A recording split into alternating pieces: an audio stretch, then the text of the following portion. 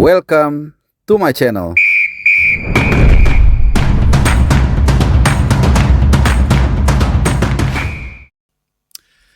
Ya, halo, selamat datang di channel Bung Harapan dan juga salam sehat buat teman-teman semua. Kita kali ini akan kembali bahas soal tim nasional Indonesia, tentunya dalam rangka persiapan dua partai super final di mana bulan Juni nanti, tanggal 5 Juni kita akan menghadapi China di pertandingan ke-9 dari grup C di kualifikasi Piala Dunia 2026 round ketiga, dan selang 5 hari tepatnya tanggal 10 Juni kita akan away ke Jepang, ke Osaka untuk menghadapi Jepang di pertandingan pamungkas grup C tentunya. Nah, tentunya kalian juga sudah dengar pernyataan dari Pak Erick Thohir ya terkait dengan persiapan ini, di mana Pak Erick Thohir meminta para pemain dan juga staf kepelatihan untuk tiba lebih awal untuk mempersiapkan pertandingan yang sangat penting ini. Nah, di bagian yang kedua gue juga akan menyisipkan soal, ya ini ide dari salah seorang teman yang bekerja sebagai jurnalis di Global Voices yang pernah menginterview gue, juga memberikan ide juga soal kick off lawan China. Ya, ini terakhir informasinya jam 20.45 waktu Indonesia Barat. Ya, ini menarik untuk kita ulas, tapi nanti kita akan selipkan di bagian yang kedua. Jadi yang pertama soal ya waktu persiapan menjelang pertandingan menghadapi China dan Jepang. Ya, ini menarik karena kita berkaca dari waktu mepet yang kita jalani waktu menghadapi Australia, di mana itu sudah kita prediksi jauh-jauh hari. Kalau kalian yang sering mengikuti channel gua, para pemain itu akan berdatangan di waktu yang sangat mepet. Ya, malah mereka tuh baru benar-benar kumpul itu full itu H-2. Ragnar itu yang menjadi pemain terakhir yang touchdown di Sydney, dan Justin Hubner saat itu menjadi pemain pertama yang touchdown di Sydney. Nah, tentunya situasi kali ini kelihatannya sudah dibaca atau sudah dianalisis oleh PSSI atau Timnas, sehingga Pak Erick Thohir memberikan statement atau meminta ya segenap penghuni Timnas, baik pemain, staf maupun juga pelatih tentunya, untuk lebih cepat hadir di Indonesia dan mungkin juga akan melakukan TC kecil-kecilan. Nah, ini gue rasa dimungkinkan. Kenapa? Karena gue sempat melihat juga ya jadwal para pemain. Sebenarnya para pemain ini cukup banyak waktu lah untuk bisa hadir lebih cepat di Indonesia. Di luar 1-2 pemain mungkin yang nanti akan menjalani playoff, seperti misalnya Emil Laudero. Emil Laudero itu kalau memang timnya Palermo itu ikut playoff dan playoff promosi sampai dengan fase terakhir, itu dia bisa main sampai tanggal 1 Juni. Ya, 1 Juni. Kalau terus sampai final seperti waktu Venezia atau Bangja musim lalu. Kemudian demikian juga Martin Paes. Jadi dua kiper kita ini agak mepet ya waktu bergabungnya. Kalau Martin Paes itu bukan karena playoff atau apa, tapi karena memang jadwal bermainnya itu Dallas FC itu sampai dengan tanggal 1 ya. Jadi ini juga lumayan mepet.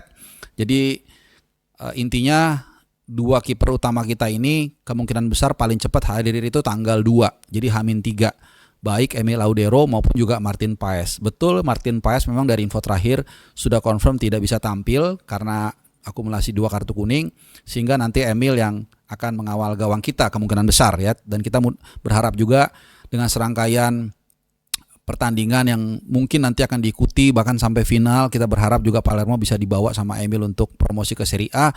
Tentunya ini satu tadi membuat waktu antara selesainya kompetisi di Liga dengan jadwal persiapan kita dengan timnas itu semakin pendek.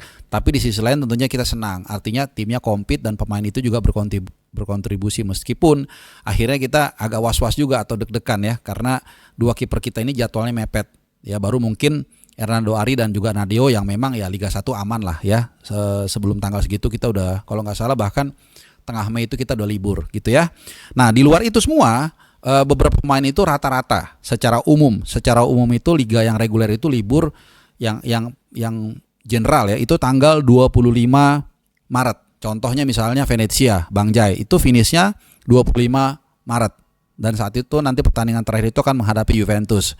Dan tentunya juga sedikit gue pengen tambahkan, malam ini Venezia untuk pertama kalinya dalam setengah tahun lebih itu berpeluang untuk keluar dari zona merah kalau bisa mengalahkan Empoli. Malam ini akan main ya kalau nggak salah pukul 20.00.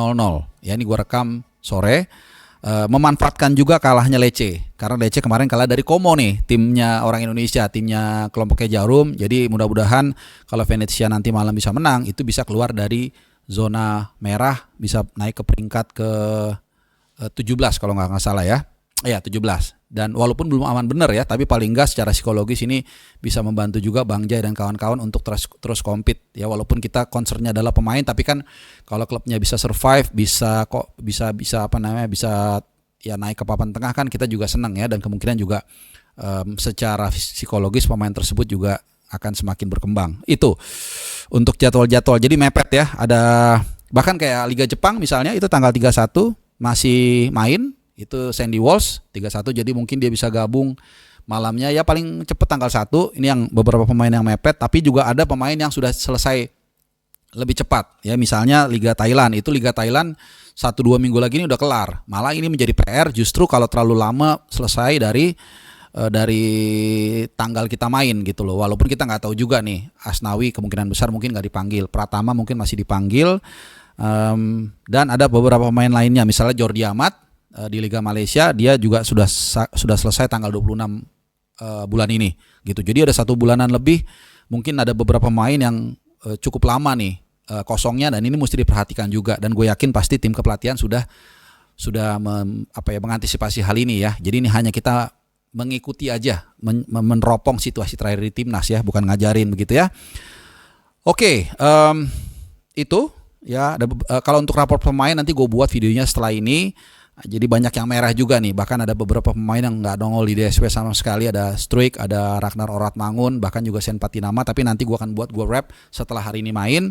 Dan last but not least, seperti yang gue bilang tadi, soal kick off jam 20.45 ini memang agak sedikit challenging ya. Gue nggak ngerti, tapi kita akan diskusikan soal ini, lebih menarik nih, karena kita sudah dengar juga komentar dari Tom Hai soal bagaimana dia begitu sesak ya ketika main di depan 70.000 penonton. Jadi ini ternyata ada 2 sisi mata uang juga yang harus kita cermati.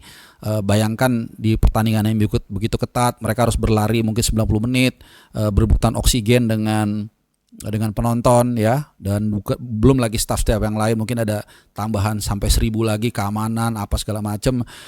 Dan walaupun ini mungkin hal kecil ya, tapi kan rumput itu kan menyedot oksigen juga kalau malam, dan dia mengeluarkan karbon dioksida. Ini juga mungkin menjadi perhatian tersendiri. Gue gak ngerti, walaupun ya dua-duanya tim itu juga bermain di lapangan yang sama ya, tapi tentunya ini menjadi tantangan tersendiri karena sebagian pemain ini lebih cenderung mayoritas main di Eropa yang iklimnya lebih kering ya, humidnya atau kelembapannya rendah, dan juga suhunya relatif dingin ya. Sementara nanti jam 20.45 wah itu pasti gembios ya gitu ya, pasti keringetan banget, capek, dan ini mesti diantisipasi juga ya. Gue juga nggak ngerti kenapa, apakah mungkin ini ada kaitannya juga dengan TV ya. Kalau disiarkan 20.45 kan mungkin lebih tinggi ratingnya, gue nggak ngerti. Yang pasti ini ada challenging tersendiri, pemain lebih capek, lebih humid. Yang pasti apapun itu, mudah-mudahan tetap ini membawakan keuntungan buat kita, dan kita bisa menggulung China, dan juga mudah-mudahan